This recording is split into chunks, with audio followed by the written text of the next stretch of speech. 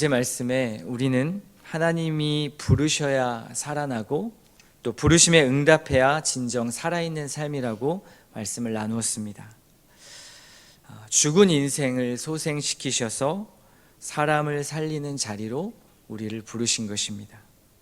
나도 살고 누군가도 살리는 그러한 값진 인생이 된 것입니다. 이것은 하나님이 부르셨고요, 하나님이 예비하신 자리입니다. 우리의 정체성이 하찮은 것이 아니라 주님으로 말미암아 존귀해졌고 또 다른 사람을 존귀하게 여기는 삶이 된 것입니다.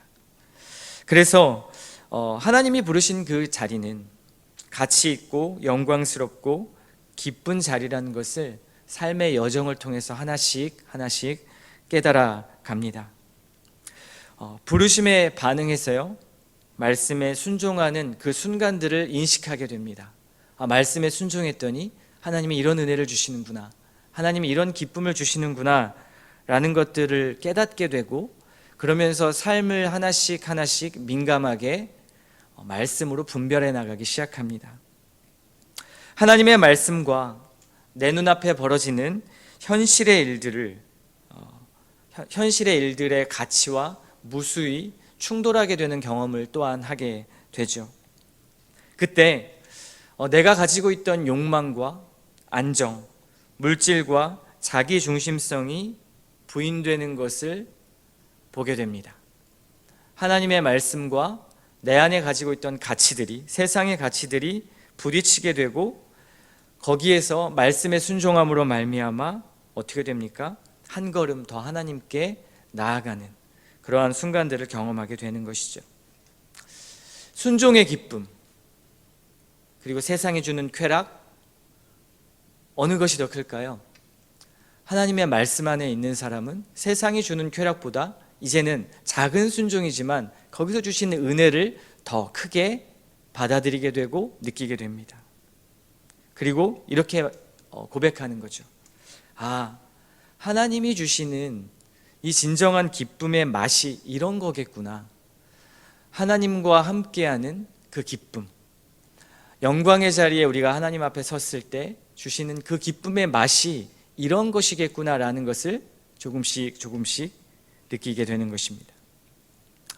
그러나 세상도 만만치 않죠. 하나님이 부르신 자리가 결코 안전지대로 부르신 것이 아니라는 것을 우리는 점차 신앙이 성숙해가며 깨닫게 됩니다. 처음에는 그 순종의 자리가 너무 은혜롭고 좋았는데 세상의 가치와 부딪히기 시작하면서, 그리고 하나님이 부르신 그 자리가 결코 안전지대가 아니라는 것을 인식하기 시작하는 것이죠. 오히려 하나님의 뜻이 고난일 때가 많습니다. 이것을 신자들이 인정하는 것이 쉽지가 않습니다. 하나님의 뜻이 상처의 자리와 아픔의 자리가 될 때가 훨씬 더 많이 있습니다. 내 아픈 부위를 도려내야 하는 수술대와 같은 자리가 더 많습니다. 우리가 지난주에 찬양했던 것처럼 광야를 지나며 라는 찬양이었죠. 내 자아가 산산이 깨지고 나를 고독하게, 나를 낮아지게, 세상 어디도 기댈 곳이 없게 될 때 오직 주님 뜻만 드러나시기를, 찬양의 가사였습니다. 주님의 뜻을 가슴 저리게 이해하고 만나는 것입니다. 그 자리가 고난의 자리가 될 때가 많이 있죠. 우리가 기쁘고 모든 일이 잘 풀릴 때보다 주님의 뜻을 가슴 저리게 구하며 갈망할 때는 고난의 자리라는 것입니다. 그런데요, 이것을 우리가 인정하기까지, 그리고 이것을 깨닫기까지 굉장히 많은 시간이 걸립니다. 지식으로는 알고 있죠. 그리고 입술로는 고백합니다. 그러나 하나님이란 분과 고난이 함께 가는 것이 인정이 잘 안 되는 것입니다.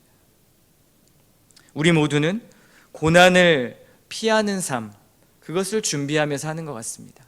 내게 오는 고난을 막기 위해 사는 삶, 그것을 피해가기 위해 사는 삶을 사는 것이죠. 하나님의 부르심에 응답하고 준비하고 진취적으로 나아가는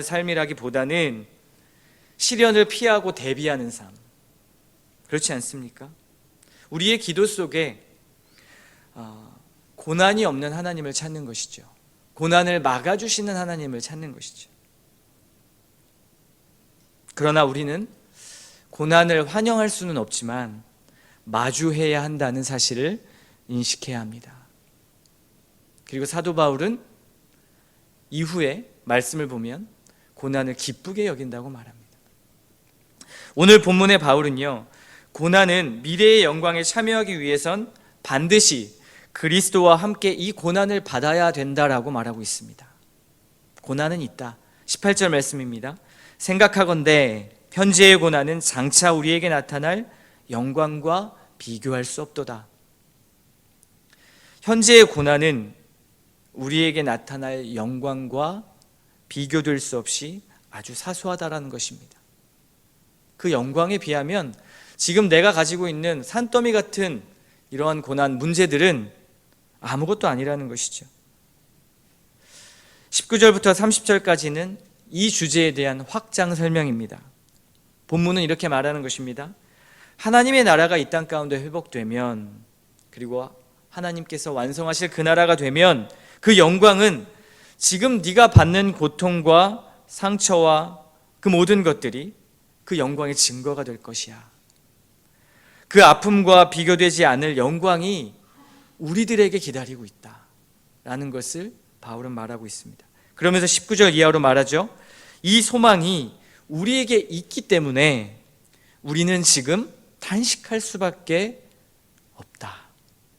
탄식이 있다라는 말은 우리가 바라는 소망이 있다라는 증거이기도 하다. 더 나은 세상을 기대하는 것이니까 라고 19절 이하에 말하는 것이 오늘 본문의 내용입니다. 그래서 오늘 본문에는요, 탄식의 3중창이 나타납니다. 먼저 22절에 보시면 피조물의 탄식이 있고요, 23절에는 성령의 첫 열매인 구원을 받고 하늘의 평화를 누리는 자들의 탄식이 있습니다. 완전한 몸의 부활을 입고 속량될 그날을 기다리며 탄식하는 성도들의 탄식인 것이죠. 그리고 마지막 26절에는 성령님께서도 탄식한다라고 말씀하고 있습니다. 한 가지씩 볼까요? 피조물이 왜 탄식하고 있을까요? 창세기 3장에 보면 죄악으로 인해서 온 피조 만물도 죄악에 물들었다고 이야기하고 있습니다. 하나님이 창조하신 자연의 피조물도요, 인간의 죄와 타락 때문에 모두 저주를 받았기 때문에 그렇습니다. 자연도 죄의 썩어짐의 종노릇 할 수밖에 없는 것입니다. 죄의 영향력이 이렇게 무섭죠. 그러나 이 피조물도 하나님의 자녀들의 영광의 완성을 기다린다라고 말하고 있습니다. 21절 말씀이죠. 그 바라는 것은 피조물도 썩어짐의 종노릇한 데에서 해방되어 하나님의 자녀들의 영광의 자유에 이르는 것이니라. 자연 만물조차도요, 피조물조차도요, 영광의 그날이 올 때, 인간들이 하나님의 영광을 바라볼 때 피조물도 회복되고, 그리고 그 기쁨을 누릴 수 있다는 걸 알기에 그렇기에 그날을 기다린다라는 것입니다. 이어서는 성도들의 탄식이 있습니다. 여러분, 우리는 왜 탄식합니까? 왜 탄식합니까? 오늘 로마서의 말씀으로는 영으로는 구원을 받았습니다. 우리가 하나님 앞에 구원을 받았죠. 하지만 아직 육신의 몸을 입고 살아가기 때문에 잔존하는 죄의 세력들이 있고 그 죄의 세력과 싸우는 고통이 남아있다고 말하고 있습니다. 그러므로 그 죄와 싸워 나갈 때, 그리고 그 고통을 마주할 때 우리는 탄식할 수밖에 없는 것이죠. 그러면서 그 탄식하는 것은 우리가 완성될 그 구원의 날, 몸의 속량과 부활을 기다리기 때문에 우리는 그날을 소망하며 탄식하는 것이다 라고 말하고 있습니다. 피조물도 탄식하고 성도들도 탄식합니다. 그런데 성령 하나님도 탄식한다고 26절에 말씀하고 있습니다. 26절 보십시오. 이와 같이 성령도 우리의 연약함을 도우시나니 우리는 마땅히 기도할 바를 알지 못하나 오직 성령이 말할 수 없는 탄식으로 우리를 위하여 친히 간구하시느니라. 우리가 연약해서 무엇이 하나님의 뜻인지 잘 알지 못하고 기도할 때가 많다는 겁니다. 그러나 성령님은 이런 우리 연약함을 인해서 탄식하시고 오히려 우리를 위해서 기도하신다라고 말하고 있습니다. 성령님은 이런 우리를 바라보며 탄식하고 계시지만 하나님은 그의 뜻대로 우리가 바라는 소망대로 영광의 그날을 이루실 것입니다. 우리가 탄식하고 피조물이 탄식하고 또 우리로 인하여 성령님이 탄식하시지만 하나님께서는 그 탄식으로 말미암아 훗날 그의 소망대로 영광의 날을 이루실 것입니다. 여러분은 무엇을 소망하며 사십니까? 더 나은 세상? 아니, 완전한 세상이 성경은 있다고 말하고 있습니다. 그날에는 탄식이 기쁨으로 바뀐다고 말하고 있습니다. 여러분, 이 일을 기대하십니까? 우리 성도에게는 고난이 있지만 이 과정을 기뻐해야 할 분명한 이유가 있습니다. 28절 보십시오. 우리가 알거니와 하나님을 사랑하는 자 곧 그의 뜻대로 부르심을 입은 자들에게는 모든 것이 합력하여 선을 이루느니라. 성도의 고난과 우리의 신비하고 복잡하고 해석할 수 없는 모든 삶의 순간들까지 합하여져서 버무러져서 결국 하나님의 선을 이룬다는 것입니다. 나의 눈물도 나의 아픔도 나의 기쁨도 하나님께서 모든 것을 버무리신다는 겁니다. 여기서 하나님의 선, 합력하여 선을 이룬다고 할 때 그 선은 하나님의 선입니다. 이 하나님의 선은 그 뒤에 나온 29절 말씀을 보시면 하나님의 아들의 형상을 본받는 것을 포함해서 38절 말씀에 보면 하나님의 끊을 수 없는 절대적 사랑을 말하는 것입니다. 즉 하나님의 자녀됨과 하나님의 사랑, 그것을 이루시는 것이 하나님의 선이다. 38절 말씀 읽어볼까요? 내가 확신하노니 사망이나 생명이나 천사들이나 권세자들이나 현재일이나 장래일이나 능력이나 높음이나 깊음이나 다른 어떤 피조물이라도 우리를 우리 주 그리스도 예수 안에 있는 하나님의 사랑에서 끊을 수 없으리라.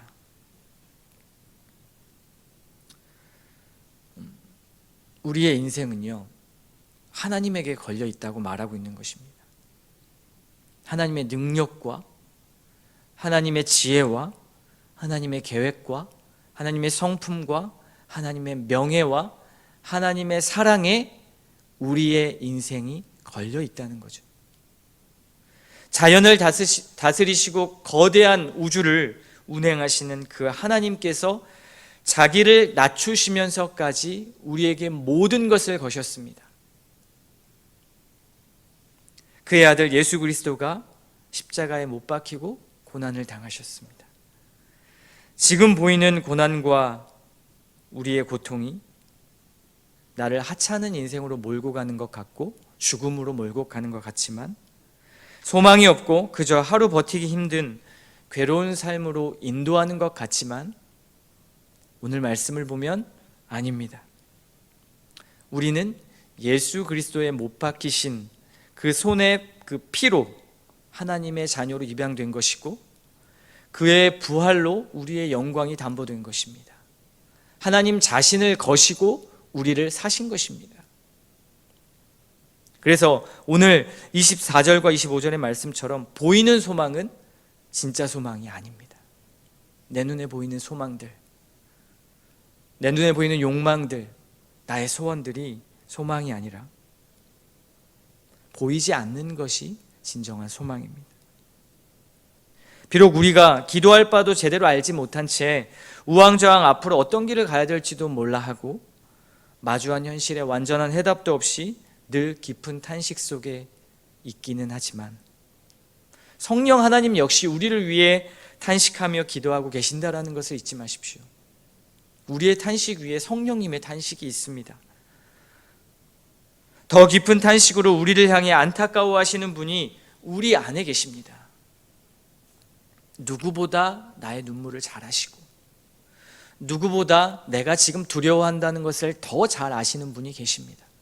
누구보다 내가 지금 더 아파하고 부족하다라는 것을 성령님이 아시고 더 깊은 탄식으로 우리를 향하여 하나님 앞에 간구하고 계십니다.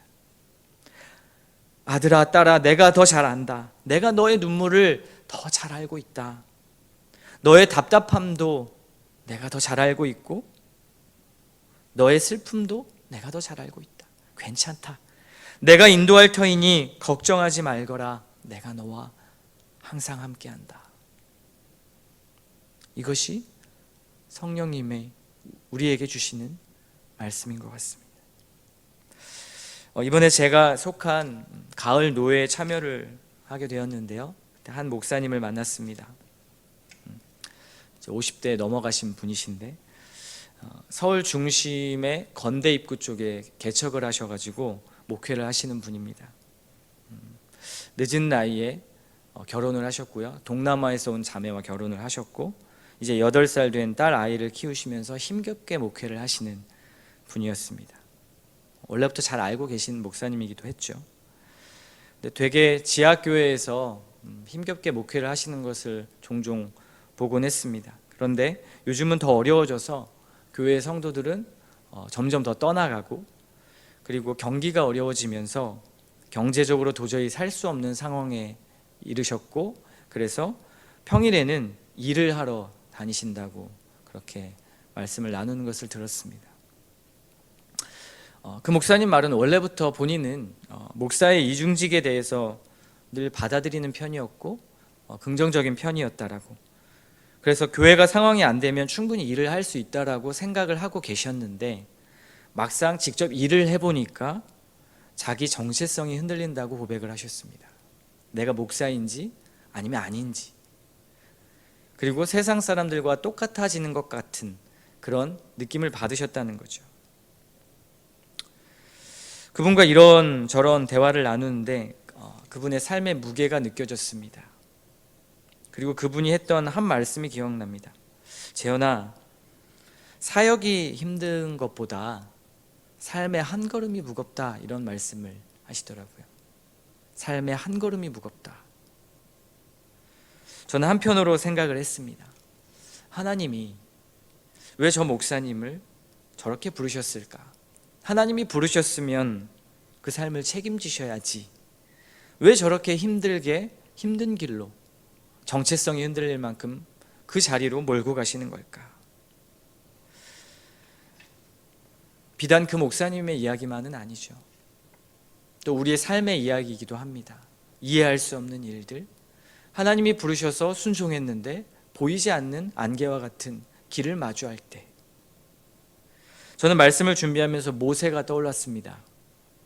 그렇게 하나님께서 모세에게 임하셔서 설득하시고 부르셨던 모세, 그 모세 이후의 삶이 어땠을까요? 바로의 왕자의 명예보다 더 크신 왕 하나님의 아들로서 더 큰 안락한 삶을 누렸을까요? 그는 이스라엘 백성들과 함께 더 큰 고난의 자리로 광야로 들어갔습니다. 그의 인생은 참 다사다난했습니다. 하나님이 부르셨고 그는 응답했을 뿐입니다. 그리고 우리에게는 믿음의 선배로 인식되죠.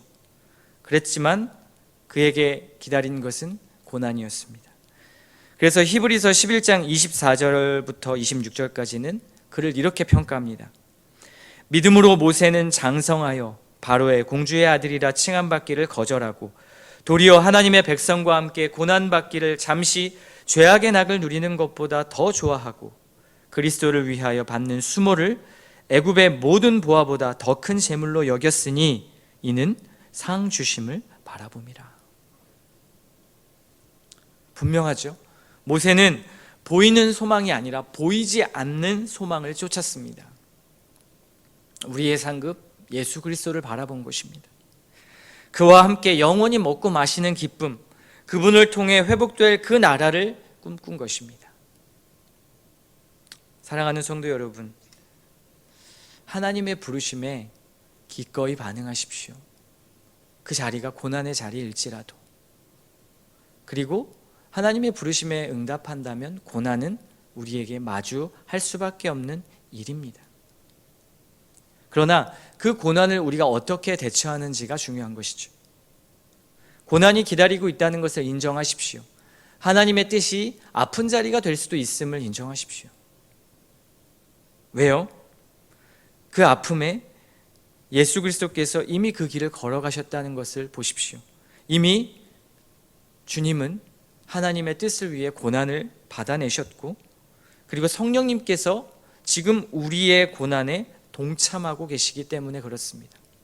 성령님이 우리의 고난을 없애주시는 게 아니라 우리를 위해 탄식하며 그 하나님의 뜻에 들어가기를, 죄로 깨진 이 세상 앞에서 탄식하지만 그 안에서 하나님의 뜻대로 살 수 있기를 성령님께서 간구하고 계시다는 겁니다. 그리고 결과는 무엇입니까? 결과는 허망한 죽음이 아니라 현재의 고난과 비교할 수 없는 너무나 놀랍고 큰 영광이 우리 앞에 기다리고 있다는 것이죠. 여러분, 이것을 믿고 나가십시오. 그리고 오늘도 간구하십시오. 하나님, 나의 기도할 바를 알지 못하고 하나님의 뜻을 제가 온전히 알 수는 없습니다. 연약해서 그 뜻을 거스를 때도 있습니다. 그러나 나를 위해 탄식하시는 성령님의 간구하심을 믿습니다. 나보다 나를 더 잘 아시는 주님께서 내가 걸어가는 이 한 걸음 한 걸음을 지켜주시고 고난 가운데 오히려 하나님이 하셨습니다, 하나님의 뜻입니다라고 고백할 수 있는 그 믿음을 우리에게 허락하여 주시옵소서. 기도하는 이 아침 시간 되시기를 주님의 이름으로 축원합니다.